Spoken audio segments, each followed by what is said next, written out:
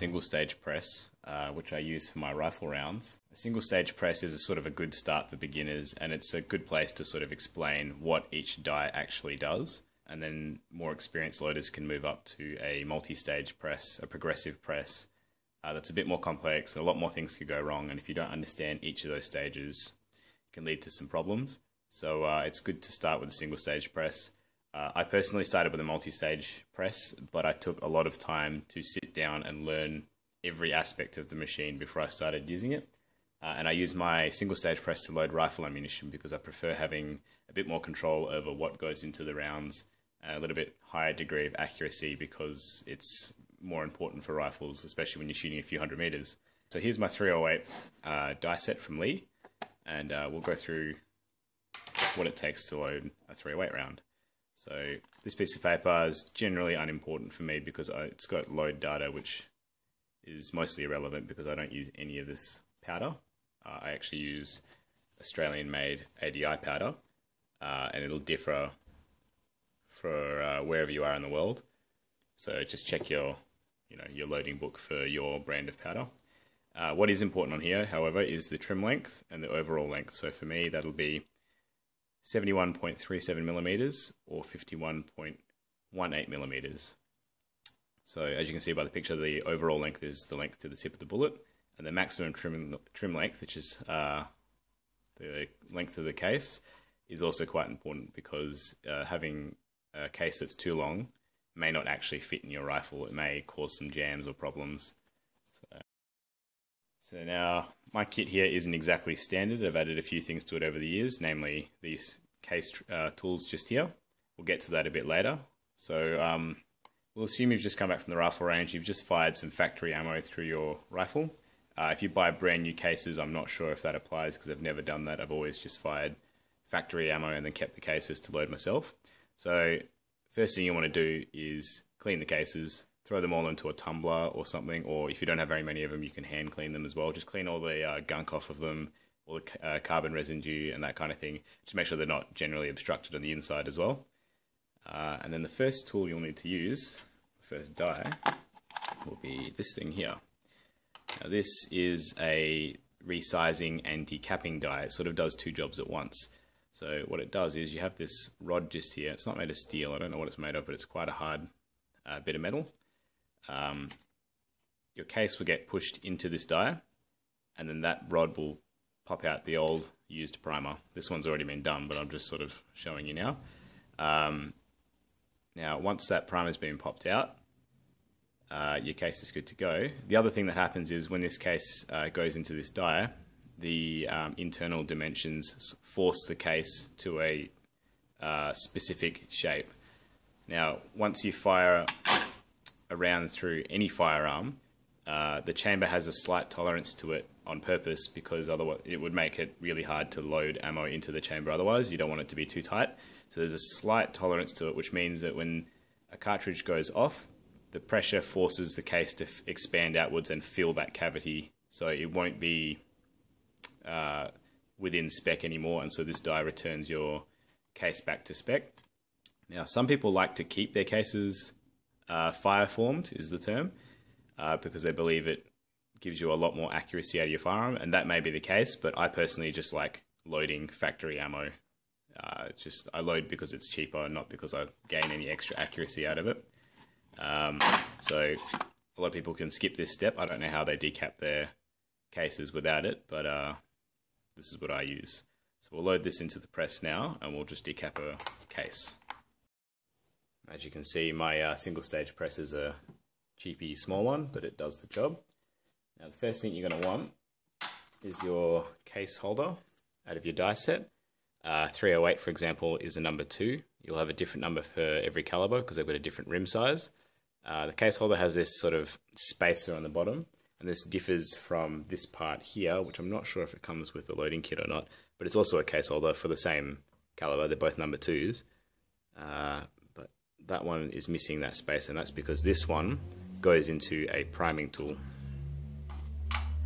So you want to put your case holder into your press. Doesn't matter which way that faces. You want to grab your decapping and sizing die, and screw it in. Now,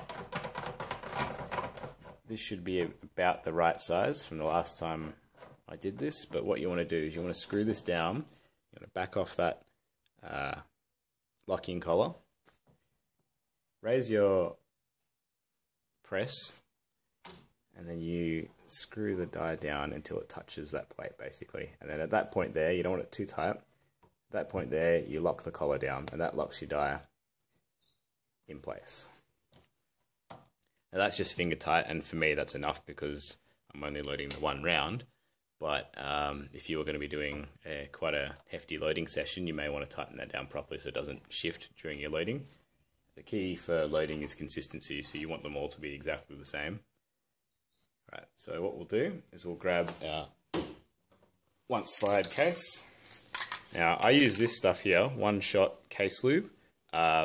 Any old case lube brand that you come up with is fine. This stuff, you spray it onto the case and it dries.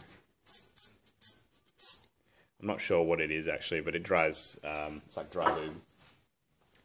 Now, for rifle cartridges, this is quite important. When I show you pistol cartridges later, I don't use any case lube at all because there's no shoulder or neck or anything like that for the press to struggle on. Resizing a rifle round puts a lot of pressure on the press, so you want to, you know, lube up your case so that that's not a problem. Alright, so you put the case into your case holder, and then you just pull your arm up, or pull your arm down. That went in quite well. There'll usually be a bit of stiffness because your case is being reformed. Now that case didn't have a primer in it, but if it did, you would have heard it pop out. Put your case back out. And your case should be within spec now. It should be the correct dimensions. It's been squeezed back down to the correct shape. The primer will be removed. Once your case is resized, you'll have to trim it to length. Now the reason that you have to trim it to length is that after expanding and contracting back down a bit, in that process the walls get a little bit thinner, and the only place, both when it was expanding in your chamber and compressing in that die, the only place for this brass to go is to sort of stretch out this way. So your case will be a little bit longer, and it if you don't trim it down, eventually it won't fit in your chamber. That's the worst case scenario. But you want your cases to all be the exact same length for accuracy reasons. So the tool I have for that is this this case trimmer here. Now this is also from Lee, and you can buy the guiding rod that matches your caliber. This one's for 308, and that determines the length of your case basically. And these are the blades at the end. So what you do is you put your case into a case holder, screw it down, and because your primer is now taken out of the case, this guide rod will fit perfectly in there. And then you just turn it and just cut that case down. Just do it over a bin or something because you'll have brass shavings coming out. So you trim that case down. There's just brass sort of shavings coming off of that. There's some here. So you just basically cut your case down to length. Now, if you're doing a lot of cases, I find it really saves your fingers if you get a drill and you attach it to that bit on the end. I'm pretty sure that's what that's for. Make sure this is nice and tight, and you just turn your drill on, trim that. It takes a couple of seconds to trim it, and you pull it off, and then you move on to the next case. It's much faster, and it definitely saves your fingers. Now, the next step in case preparation is to chamfer the edges of this case. So because you've just cut that down, it's quite squared off and flat, as you can see. So just to not damage your bullet, you'll want to chamfer that. So you've got this tool here, also from Lee, and it's just got a blade sort of on one edge. You put that in there, and you just give it a bit of a turn, and it just rounds off that inside edge, so it's just not so sharp. That's all that you need to do. That's good to go. And lastly, the last step in case preparation is you want to clean out that primer pocket, just so you don't have any problems in the future trying to put cases in there. This one isn't so bad, but this tool here has a large and a small primer pocket cleaner. For 308, we want to use the large one. You just put that in there and just give it a turn, clean out some of that carbon. You don't want to stretch that any more than you have to, because a few loads down the line you might have primers falling out of your case. So now this case has been resized, trimmed, chamfered, and the primer pocket's been cleaned. So this case is ready to go for loading now. Now the next step is to prime the case. Now I've got this tool here from Lee also that primes your cases. Now I only really use this for rifles because the Dillon press sort of has an auto primer built into it. So the way this works is you take off the handle. It's a bit tricky, you gotta pull it up and out. So this lets you remove the hopper. Now what you want to do is put in this case holder from before, the one that doesn't have the spacer on the bottom. This fits into here, so you find the correct number, number 2 for 308. It sits in there like so. You want to get your hopper. I've got some cases here, some primers here, sorry. Just a couple of primers just to show you guys. Put the primers in, and as you can see, they're all over the place. Some are upside, facing up. Some are the right side up. Some are the right, the wrong side up. You want them all facing like these ones here. So the reason that this is all ribbed on the bottom is if you give it a bit of a shape, they'll all align themselves over time. If you've got 100 of them here, it might take a bit more to do. That's just because they're heavier on one side than they are on the other. So put them in place, put the lid back on. Now they stay the right side up, always. Put the hopper back onto the handle.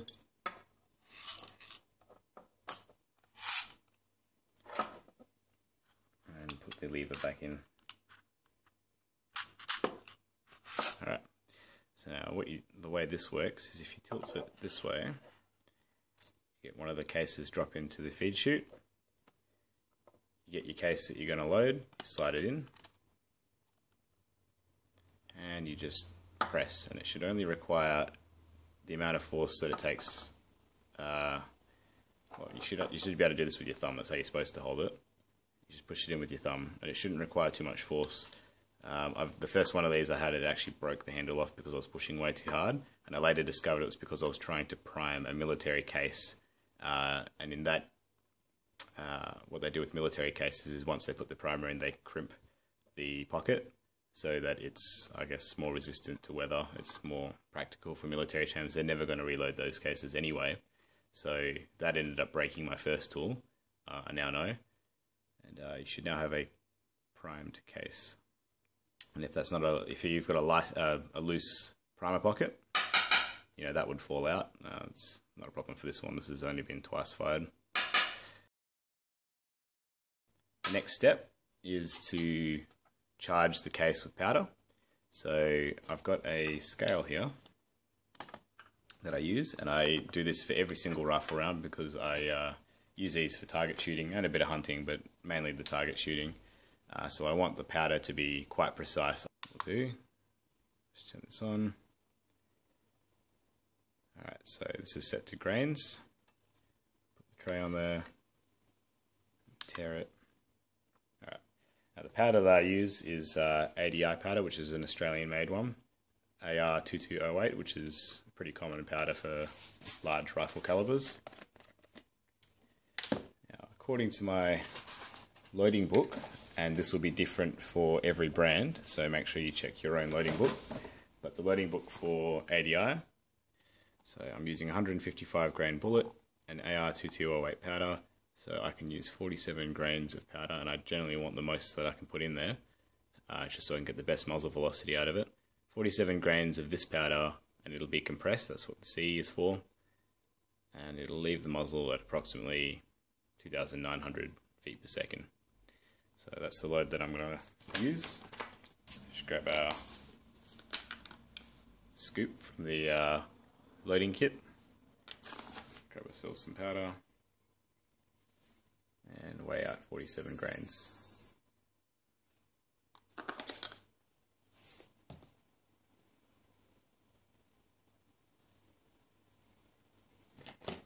Alright, so I'm going to say that that's 47.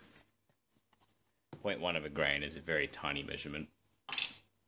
Now, to feed this into the case, I've got a funnel here that I've borrowed from the kitchen, and I'm never going to return it to the kitchen.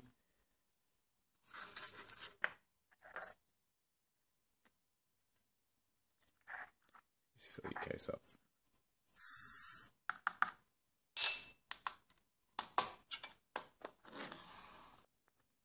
It's all in there, and as you can see, the powder's almost at the very top of that case, so once we seat the bullet in, it's definitely going to compress that powder a bit, which is why for my loads in particular it's quite important I've got a bit of crimp, because the powder over time will try to expand back to its usual size, and if your bullet's not crimped in, it may change your overall length. It might only be by a couple of millimeters, but it's enough to screw up your accuracy. So I usually give my rifle rounds a light crimp. The bullets I'll be loading today, Nosler bullets. I would not recommend these for hunting at all because they have absolutely no expansion. They're designed for long range accuracy at targets only. Anyway, this bullet is 155 grains. So I've measured the powder out for that weight.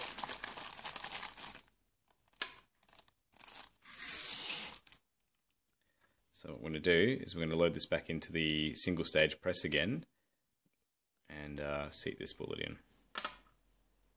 Now to seat the bullet, you want to remove the resizing die that we put in there earlier.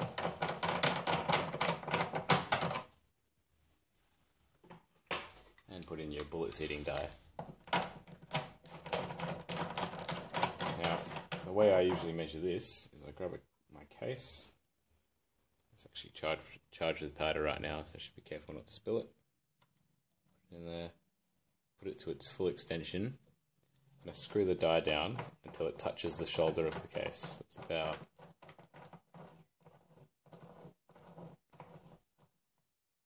there. So I'm pretty sure this die is supposed to screw right down till it touches the shell holder, but this one doesn't. And if I screw it down without the case, and if I screwed it down so it touched the shell holder, it actually deforms my cases. So I'm not sure how it is. What's wrong with this setup, but it works if I do it like this. So put the case in there, screw it down until it touches my shell holder, and you can see the shell holder move if I go any deeper than that. So what I'll do is I'll just leave it at that point just there and lock it in.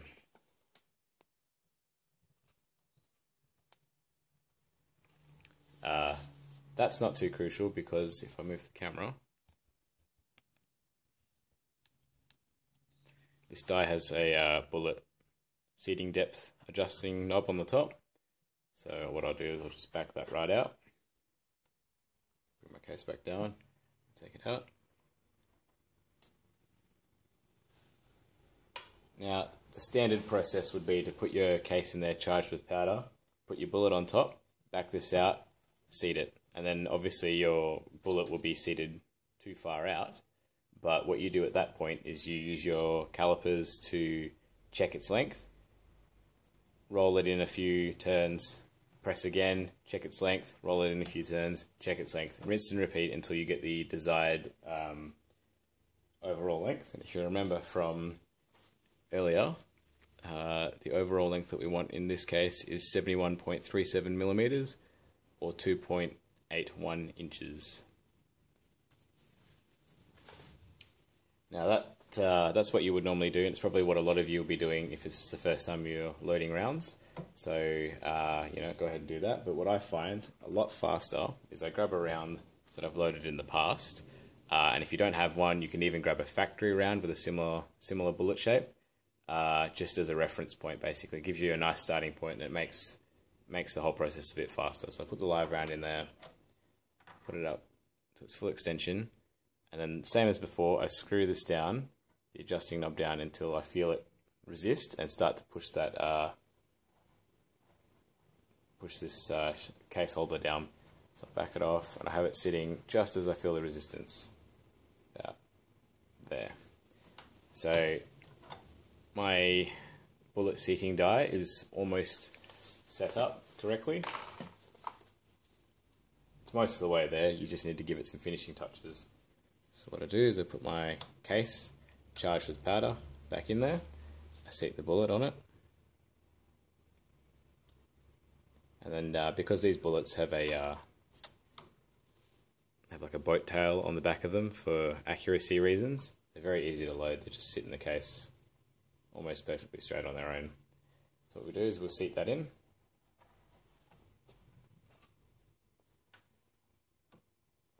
I'll grab my calipers and check its overall length. That should be pretty close, but we can always make some adjustments. So this is set to millimeters. I would recommend buying more expensive calipers, these are rubbish. Okay, so that length is about 71.9, so still a bit long. It needs to be 71.3.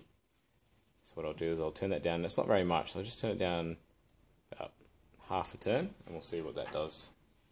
So put it in there, seat it again. It might feel like nothing's happening this time around, but you just push it to its full, the lever to its full extension, and press down. 71.1. Okay, so that's a bit shorter than I would have liked.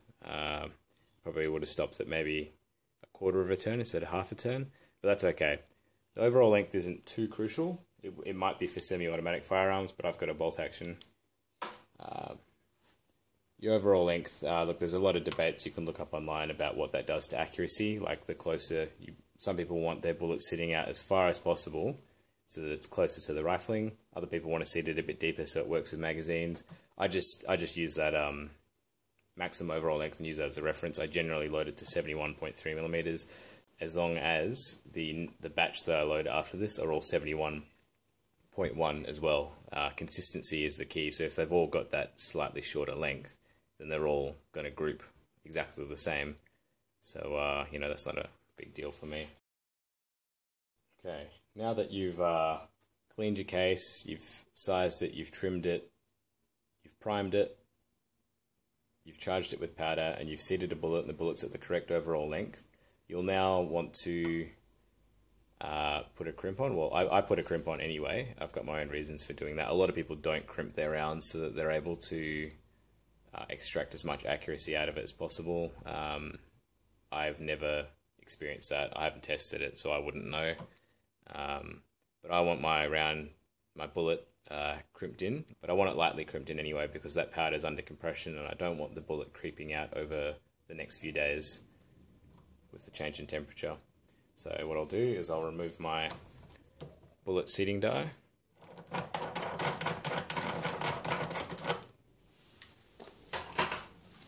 And put in the crimp. Now this doesn't come with the kit, I'm fairly sure. I bought this separately, so this is a 308 crimp, and it looks pretty plain, except it's got these sort of 4 segments up there. I'll show you what that does. Actually, yeah, I'll show you what that does from above. So we'll put that die in. Now, how deep you screw this die, because there's no adjusting knob, is basically how much crimp you're going to get. So I've got my locking collar in there from last time. I'm going to use that as a guide. It looks like I've put it in approximately... That looks a bit far. Actually, no, I remember what I do now. So this doesn't have an adjusting knob on it, so it's very hard to gauge how much crimp you're putting on your round. Now you don't want it screwed in so it's just lightly touching your plate. What I usually do is I screw it in just a few millimeters further than that and I lock it in. Now the amount of crimp you're putting on your round is based on how much force you put on this lever, so it's a really subjective thing. I think I'm putting about the same amount of force on them every single time, so I'm getting about the same amount of crimp. For the first few months of owning this tool, I actually didn't know how it worked. So those 4 segments you saw before, they actually close in around the rim of this case just here, and then they crimp it in. I'd actually screwed this tool in so that it was just above the shell plate, and it actually wasn't activating those jaws at all, so it wasn't really crimping my rounds. I was loading 30 rounds for a lever action, and if anyone has a lever action, they know that the ammunition loads nose to tail, and under the spring pressure alone, like there wasn't any recoil or anything, but just under the spring pressure of loading those rounds, the bullets were pushed back into their cases. Good thing I noticed before I fired it, because that would have led to excessive pressure in the chamber. So the way the crimp works is you have to screw it down Now, I don't know how I found this out. I sort of just did a bit of trial and error to work out when it activates, but it's not when it's touching the shell plate. It's actually just a bit below that, hence I've screwed it in as such. So if I move the camera, I'll show you.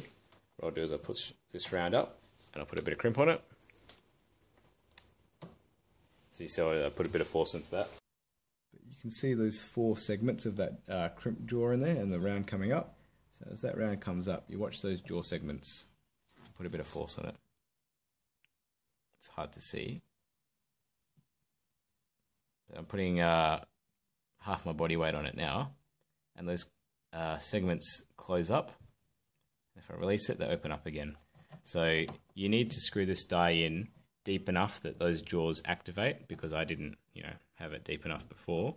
The round was coming up, touching them, and then nothing happened. Basically, you need to push into them so that those jaws crimp around the case. That's not something that I can just show you, because there's no gauges or adjusting levers or anything like that. It's just by feel. I can feel that is now crimping. You can you get to the bottom of the extension, you put a bit more force on it, and you sort of feel it pushing into those jaws, and you just apply like a light crimp. I'm putting maybe 3 or 4 kilograms of force on the round.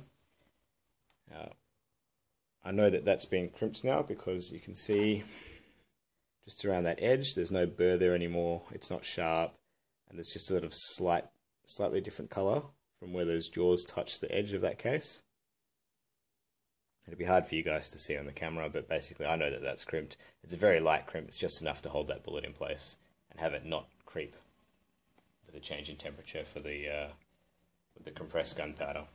And there you have it. My 308 round is loaded. It might not be the most accurate round in the world. As long as all the rounds have been loaded consistently and they're all exactly the same, it might print somewhere else on the target, but if you adjust for that, the groups should be just as small.